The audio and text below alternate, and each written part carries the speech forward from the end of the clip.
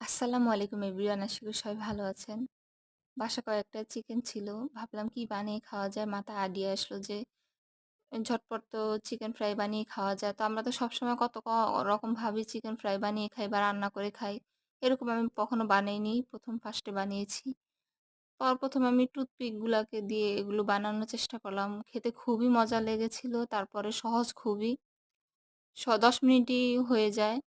পরে আমি কয়েকটা চিকেন নিয়ে নিয়েছি। তারপরে রসুন, আদা পেস্ট নিয়ে নিয়েছি। তারপরে চিকেনগুলোকে দিয়ে দিব। দিয়ে দেওয়ার পর যত উপকরণ আছে সব এক, এক করে দিয়ে দিব। একটু মরিচ গুঁড়া, তারপরে একটু হলুদ, পরিমাণ মতন লবণ। তারপরে দিয়ে দিয়েছি একটু টমেটো সস। তারপরে দিয়ে দিছি একটু সয়া সস।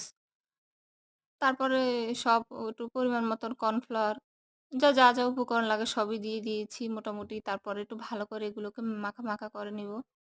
সুন্দরভাবে মাখা করে নিলে ভালো করে মাখিয়ে তারপর আমি কতক্ষণ ১০ মিনিটের মতন ভালো করে রেখে দেব।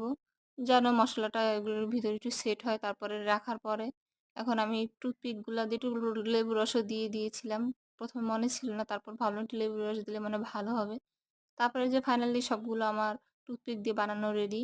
এখন এক, এক করে আমি প্যান কড়াইটা বসিয়ে দিয়েছি। এখন এক, এক করে সবগুলোকে ভেজে নেব।